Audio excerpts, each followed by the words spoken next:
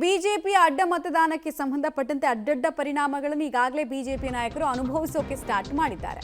ಕೋಲಾಹಲಕ್ಕೂ ಕೂಡ ಕಾರಣ ಆಗ್ತಾ ಇದೆ ಬಿಜೆಪಿ ಅಡ್ಡ ಮತದಾನದ ವಿಚಾರ.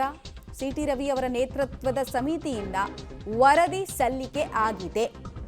ಬಿಜೆಪಿ ರಾಜ್ಯಾಧ್ಯಕ್ಷ BY ವಿಜಯೇಂದ್ರಗೆ ಅಡ್ಡ ಮತದಾನ ಹಾಕಿದವರು ಯಾರು ಅಂತ ಅನುಮಾನ ಇರೋರ ಹೆಸರಿನ ಸಮೇತ ವರದಿ ಸಿದ್ಧವಾಗಿದೆಯಂತೆ.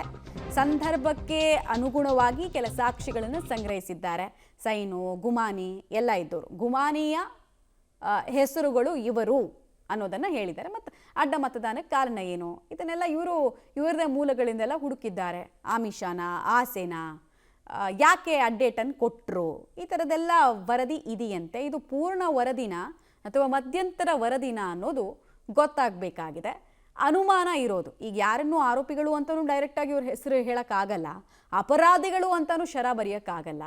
ಅನುಮಾನ ಇದೆ ಅಂತಷ್ಟೇ ಹೇಳಬಹುದು. ಅನುಮಾನ ಇರೋರ ಹೆಸರು, ಸಂಶಯಾಸ್ಪದ ಚಟುವಟಿಕೆಗಳನ್ನು ಮಾಡಿದ ಶಾಸಕರ ಹೆಸರುಗಳನ್ನು ಈ ವರದಿಯಲ್ಲಿ ಉಲ್ಲೇಖಿಸಲಾಗಿದೆಯಂತೆ.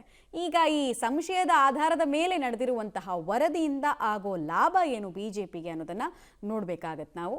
ರಿಪೋರ್ಟ್ ಅಂತೂ ಸಬ್ಮಿಟ್ ಆಗಿದೆ. ಶಾರ್ಟ್ ಟೈಮ್ನಲ್ಲೇ ರಿಪೋರ್ಟ್ ಸಬ್ಮಿಟ್ ಮಾಡಿ ಕೊಟ್ಟಿದ್ದಾರೆ. ಇದು ಕನ್ಕ್ಲೂಷನ್ ಇರುವಂತಹ ರಿಪೋರ್ಟಾ, ಆಮೇಲೆ ಈ ಕನ್ಕ್ಲೂಷನ್ ಬರೋದಕ್ಕೆ ಇವ್ರು ಕೊಟ್ಟಿರುವಂತಹ ಸಾಕ್ಷಿಗಳೇನು ಇಂಪಾರ್ಟೆಂಟ್.